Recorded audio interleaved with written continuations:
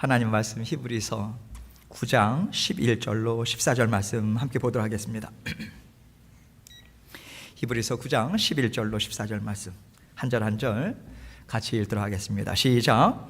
그리스도께서는 장래 좋은 일의 대제사장으로 오사 손으로 짓지 아니한 것 곧 이 창조에 속하지 아니한 더 크고 온전한 장막으로 말미암아 염소와 송아지의 피로 하지 아니하고 오직 자기의 피로 영원한 속죄를 이루사 단번에 성소에 들어가셨느니라.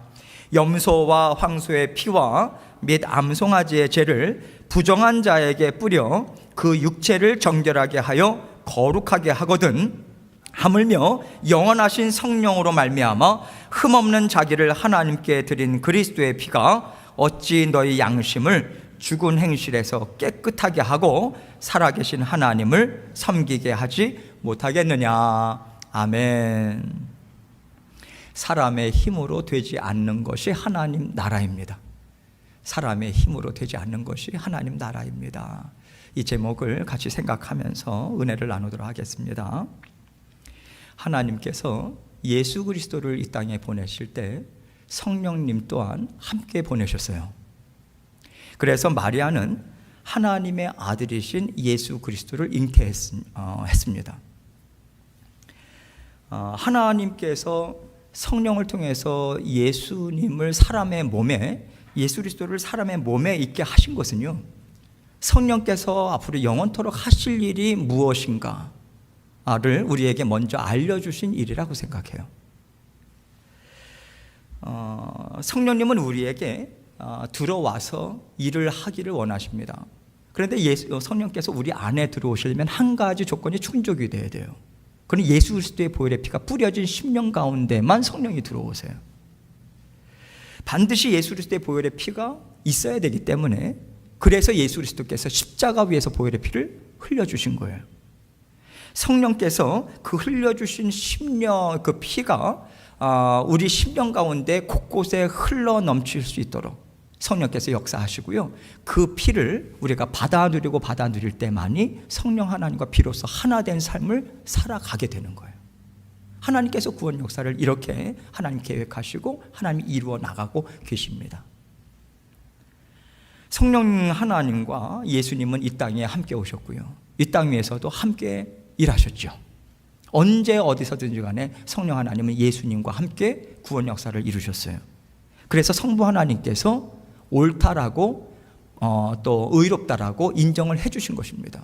뿐만 아니라 그 의로우신 완전하신 하나님의 구원 역사가 그 이 땅 가운데 온 세상 곳곳에 영향을 미칠 수 있도록 삼위일체 하나님께서 완전하신 구원 역사를 이루어 나가고 계시는 거예요. 성부 하나님의 역사만이 아니고 성자 하나님의 역사만이 아니고 삼위일체 하나님이 총동원해서 구원 역사와 주의 몸된 교회를 이루어 나가고 계시다라고 하는 것을 우리는 분명하게 붙잡아야 하는 거죠. 하나님께서 이렇게 구원 역사를요, 성령 하나님과 예수 그리스도를 통해서 이루어 주신 것은요, 우리가 이 땅 위에서 예수 그리스도를 통해서 이루어 나갈 그런 하나님의 나라가 무엇인가, 믿음의 공동체가 무엇인가, 주의 몸된 교회가 무엇인가, 이 본질이 무엇인가라고 하는 것을 우리에게 분명하게 드러내주고 계시는 거예요. 주의 몸된 교회는요, 사람들이 모여가지고 이루어진 것이 아닙니다. 사람의 뜻을 위해서 세워진 것도 절대 아니에요. 주의 몸된 교회는요, 성부 하나님, 성자 하나님, 성령 하나님, 삼위일체 하나님께서 그 함께 뜻을 모으고요, 하나님의 구원 역사에 그 계획이 삼위일체 하나님 가운데 세워지신 거예요.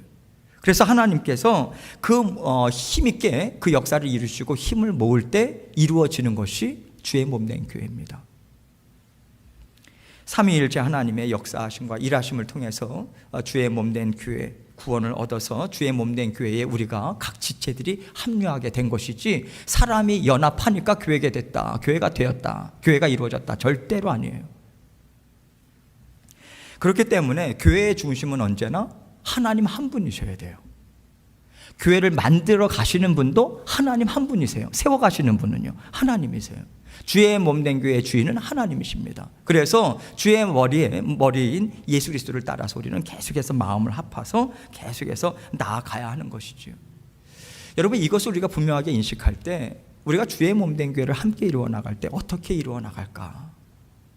정말 하나님이 기뻐하시는 모습이 무엇일까? 이것에 대한 올바른 생각이 여기에서부터 출발을 할 수 있는 거예요. 하나님의 주인 되심. 그래서 지금 히브리서 말씀은요, 유대인들에게 이 얘기를 해주고 있는 거예요. 주의 몸된 교회가 어떻게 이루어졌고 그 중심이신 예수 그리스도가 어떤 분이신가, 이것을 줄기차게 얘기해 주고 계십니다. 히브리서 기자가 이 서신서를 쓸 때에, 그때 당시에 이 서신을, 이 편지글을 주고자 하는 대상이 누구냐면요, 유대인들이에요. 유대교를 믿다가 예수님을 이제 믿기 시작을 한 거예요. 믿기 시작했는데 너무 힘들어요. 왜냐하면 유대 사회는 아직까지 예수님을 메시아로 인정하지 않고 있거든요. 그래서 목숨을 내놓고요, 그 친족 공동체, 가족 공동체로부터도 완전히 소외당할 것을 각오하고 예수 그리스도를 따른다라고 하는 그 길로 접어든 거예요. 그 당시에 그 상황은 그러합니다. 그래서 예수님을 믿기 시작했는데 이것이 쉽지 않은 거예요. 소외당하죠. 뿐만 아니라 그들은 오랫동안 유대교에 몸담고 있었잖아요. 유대교에 몸을 담고 있었다는 얘기는 율법을 지키면서 살아왔다는 얘기예요. 그런데 예수님이 원하시는 하나님 말씀을 따르는 것은요, 단지 이 율법 지켰고 이것을 안 했고라고 하는 차원이 아닌 거예요. 마음과 생각에서부터 죄가 시작이 되고, 마음과 생각을 성령 하나님이 부어주시는 보혈의 피로 늘 깨끗이 씻기는, 그 들여다보고 계속해서 하나님께 올려드리는 그 일이 있어야 된다라고 하는 게 참으로 버거운 거예요. 그러한 것들이 그들 심령 가운데 있었던 거죠. 그래서 히브리서 기자는 여러분께서 지금 가시는 길은 넓은 길이 아니에요. 넓은 길은 멸망의 길입니다. 세상 많은 사람들이 그 길로 가요. 우리가 걸어가는 길은 좁은 길이에요. 좁은 길인데 생명의 길이에요. 진정한 기쁨과 풍성한 열매가 진정으로 맺어질 수 있는 길은 이 길밖에 없습니다. 그 길을 예수님께서 여셨어요. 예수님이 누구신지 아십니까? 알고 있잖아요. 함께 확인해 봅시다. 그런 마음으로 오늘 말씀이 시작이 되고 있는 거예요. 11절과 12절 말씀은요, 예수님에 대해서 이렇게 설명해 주고 있어요. 같이 읽습니다. 시작. 그리스도께서는 장래 좋은 일의 대제사장으로 오사 손으로 짓지 아니한 것, 곧 이 창조에 속하지 아니한 더 크고 온전한 장막으로 말미암아 염소와 송아지의 피로 하지 아니하고 오직 자기의 피로 영원한 속죄를 이루사 단번에 성소에 들어가셨느니라. 여러분, 예수 그리스도께서 우리를 대신해서, 여러분과 저를 대신해서 십자가에 달려 죽으셨어요. 십자가 형벌을 받으셨다는 얘기예요. 여러분, 십자가 형벌이라고 하는 것은 인류가 고안해낸 가장 잔인하고 혹독한 형벌입니다. 사형언도를 받으셨어요. 이 십자가의 형벌이라고 하는 것은요, 그냥 죽는 것을 기다리기에는 너무 아까운 거예요. 사람의 생각에. 그래서 육신에 있어서 고통을 남김없이 마지막 한순간까지도 고통을 느끼면서 죽음을 맞이하는 게 십자가 형벌이에요. 정신적으로는 어떻습니까? 그 수치감이라고 하는 것은 말로 할 거 없어요. 벌거벗겨진 상태에서 십자가 틀에 매달림을 받거든요. 최대한 수치심, 육신의 고통, 정신적이든 육신적이든 고통을 마지막까지 맛보는 그 자리가 십자가 형틀이에요. 여기에서 죽음을 맞이한 거예요. 여러분, 그런데 우리가 십자가의 형벌을 생각할 때 우리가 놓치지 말아야 될 것은요, 예수 그리스도께서 십자가 위에서 보혈의 피를 남김없이 흘려보내 주셨어요. 그것을 믿고 감사로 받아 누리는 자들이 믿음의 자녀들입니다. 그것을 거부하면 구원은 없어요. 천국은 없어요. 영생은 없어요. 그런데 그렇게 받아들일 하나님께서는 끊임없이 지금도 예수 그리스도의 이름을 통해서 성령의 그 십자가 보혈을 흘려보내주고 계시는데, 거부하면요, 거부하는 순간에 어느 순간인가 누구나 다 죽음을 맞이하게 돼요.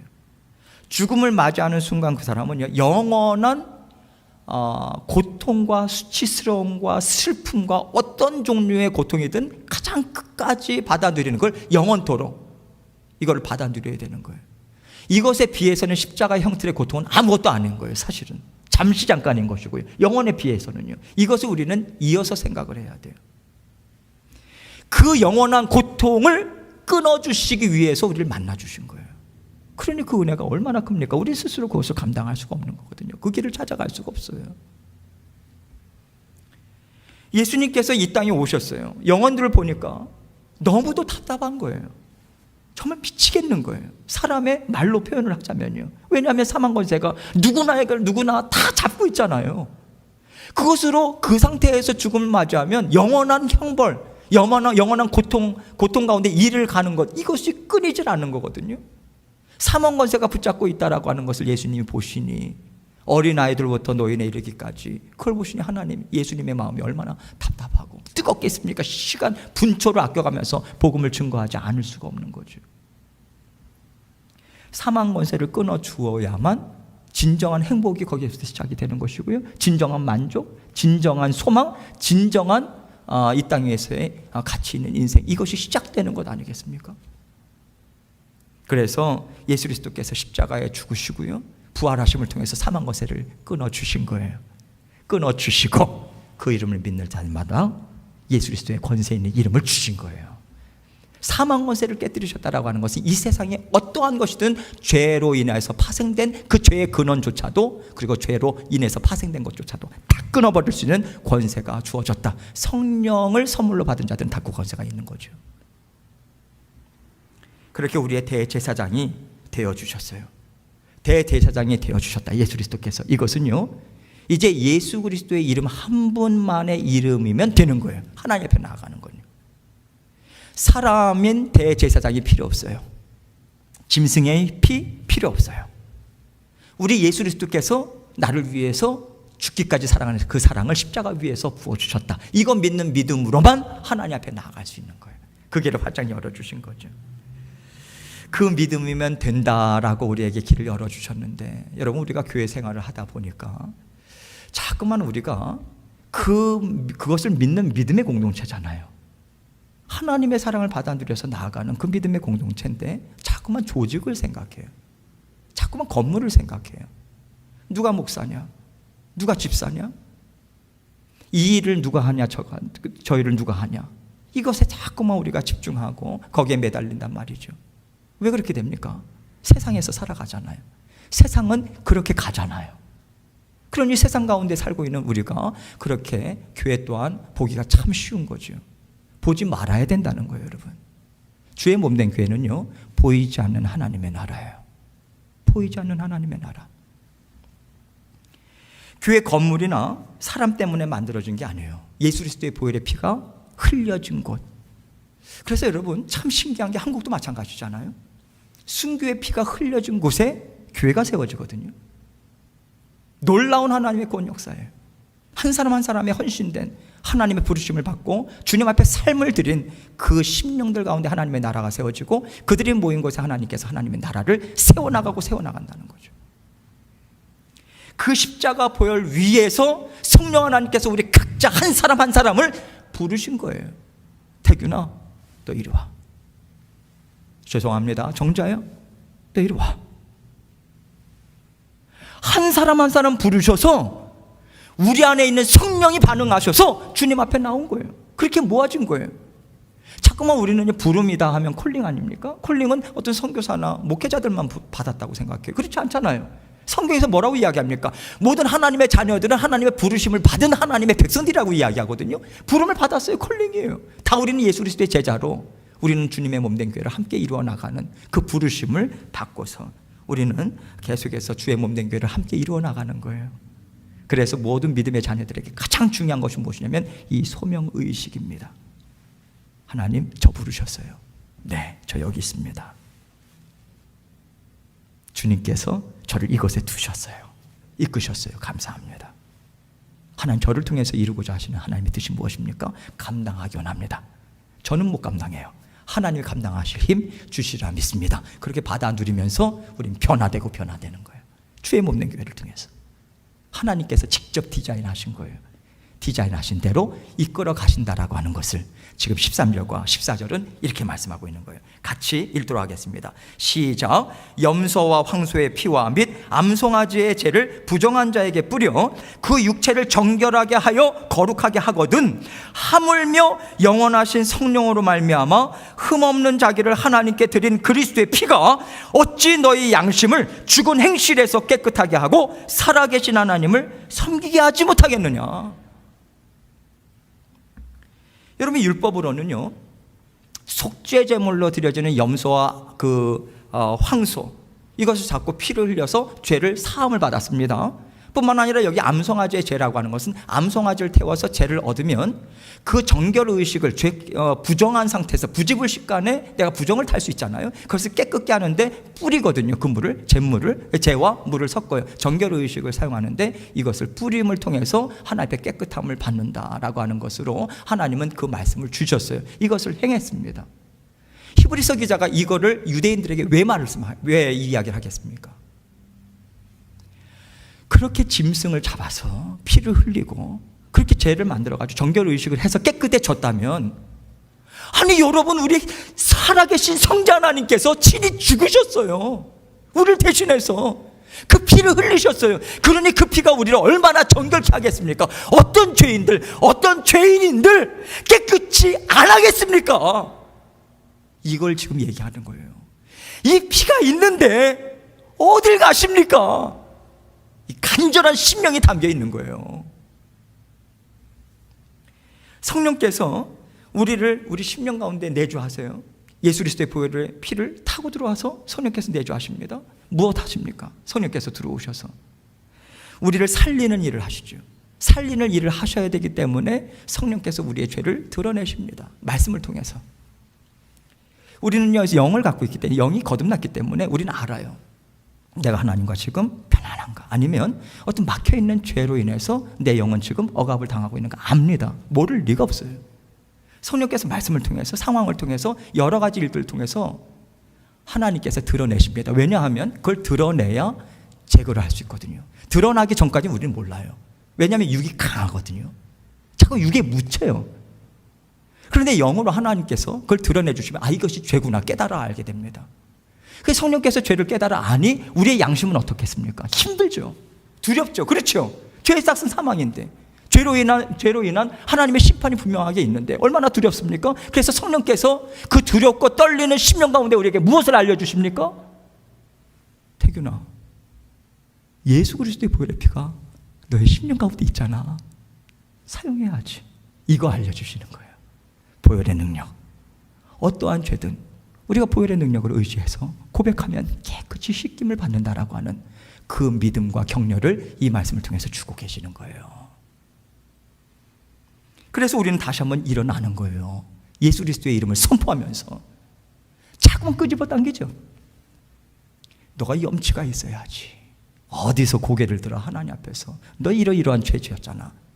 자꾸만 나가려고 하면 끌어당기고, 나가려고 하면 끌어당기고, 그를 끊을 수 있는 능력이 어디 있습니까? 예수 그리스도의 보혈의 피죠. 그렇죠? 하나님 나를 사랑하죠. 나 죄 짓고 나 부족한 건 맞아. 그런데 나 하나님 의지하면서 나갈 거야. 하나님 예수 그리스도의 이름을 우리는 의지하면서 하나님께 나아가는 거예요. 히브리서 기자는 이것이 여러분에게 이미 활짝 열려 있지 않습니까? 짐승의 피도 아니고 예수 그리스도의 피예요. 이미 활짝 열려서 이것이 우리가 받은 구원인데 왜 율법에 자기 짐승의 피에 자꾸만 돌아가려고 하느냐, 옛생활로 돌아가려고 하느냐, 그 율법으로 돌아가려고 하느냐, 자기 의의를 드러내고 예수님께서 인도하시는 그 길을 거부하는 자리로 왜 자꾸만 회귀 본능이 있는 것처럼 자꾸만 그 자리로 가려고 하냐고 지금 그 얘기를 해주고 있는 거예요. 답답한 심정을 담아서 이것을 지금 히브리서 기자가 정말 전하고자 하는 유대인들에게 이 말씀을 지금 증거하고 있습니다. 여러분, 이것을 생각할 때 우리 자신을 돌아보게 되지 않습니까? 여러분, 유대인들이 율법과 짐승의 피, 할례로 자꾸만 돌아가려고 하는 것, 그리고 주님을 따르는 길이 어렵다고 원래 있었던 자리로 돌아가려고 하는 것을 보면서 우리가 참 안타깝죠. 참 있어서는 안 될 일이라고 생각하지요. 그런데 여러분, 우리는 있어서는 안 될 일들을 우리는 너무도 자주 해요. 우리가 그러해요.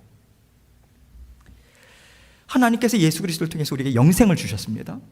영생을 주셔서 날마다 그 영원한 삶이 무엇인가를 우리가 하여금 깨닫게 해주세요. 사망 것을 깨뜨리신 능력이에요. 세상을 거스를 수 있는 능력이에요, 여러분. 그래서 세상에 우겨쌈을 당한다 할지라도 우리에게 평안을 가질 수 있는 것은 무엇입니까?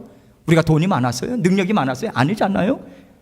우리 안에 성령이 계시고 성령께서 우리를 죽기까지 사랑하신 그 믿음이 있기 때문에 세상을 거슬러 나가는 힘이 거기에서 나오는 거거든요. 우리는 두려워하지 않아요. 계속해서 힘있게 전진해 나갑니다. 물질이든 건강이든 상황이 어떠하든지 간에 그 뚫고 나갈 수 있는 힘을 주셨는데 우리의 실상은 어떠합니까? 물질이 조금 없어지면, 건강에 조금 이상이 있으면 겁나죠. 어떻게 살아야 되나? 어떻게 살아야 되나? 여러분 얘기하는 게 아니라 제 얘기하는 거예요. 제 얘기. 하나님께서 드러내 주셨어요. 저에게.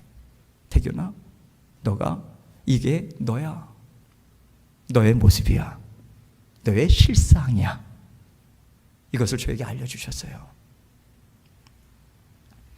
그래서 저는 다른 분들에게 왜 그런 거 가지고 걱정하십니까? 저 말 못해요. 말 못해요. 참 두렵고요. 어려워요. 그런데 이거 한 가지만큼은 제가 확신 가운데 여러분께 말씀을 드릴 수 있어요. 어떠한 자리든지 간에 예수님은 찾아오세요. 찾아오십니다. 우리의 어떤 처지든지 간에, 어떤 문제든지 간에 문제 해결되신 우리 예수 그리스도께서 우리를 찾아와 주세요. 찾아와 주시고 우리에게 말씀하십니다. 내가 너와 함께 하고 있어. 내가 너를 대신해서 죽었어. 너를 죽기까지 사랑하시는 그 사랑은 내가 너가 하나님 앞에 설 때까지 변함이 없어. 난 끝까지 너에게 긍휼을 베풀어 줄 거야. 끝까지 내 품으로 너를 안아줄 거야. 언제든지 달려나와서 함께 가자고 우리의 삶을 인도해 주고 계시는 거예요. 어려운 문제들이 있죠. 그러나 성령께서 우리에게 알려주시잖아요. 이 또한 지나갈 거야. 내가 너와 함께 통과하고 있어. 그러나 너는 그냥 지나가는 게 아니야. 너는 변화되고 있어. 나와 함께 가면, 나를 의지하고 가면 너는 내 성품을 담은 하나님의 자녀로 변화되어 갈 거야. 이 확신을 주시면서 격려하시면서 우리와 함께 동행하시는 거예요. 하나님의 자녀답게 살고 싶은데 쉽지 않습니다. 세상이 가만 놔주질 않아요. 세상에 필요가 있어야 우리가 살아갈 수 있다고 자꾸만 생각해요. 어떻게 감당할까? 그래서 성령께서 그 생각이 들 때마다 예수 그리스도의 권세 있는 이름이 우리에게 있다고, 하나님의 자녀된 권세가 너에게 이미 있다고 우리에게 알려주십니다. 그래서 우리가 잊었지만 다시 한번 듣고 깨닫고 배우고 따라가요. 또 듣고 깨닫고 배우고 따라가요. 성령이 하시는 일을 우리는 그렇게 동참하는 거예요. 말씀을 주시고 깨달아 알게 하시니까 이것을 한번 살아내는 거죠. 그렇게 동참하는 거예요. 성령께서 무슨 일을 하십니까? 하나님 나라를 세우는 일을 하시죠. 무엇보다도 하나님 나라가 어디 있습니까? 먼저 어디에 세워졌습니까? 여러분의 심령이에요. 우리의 마음에 세워졌어요.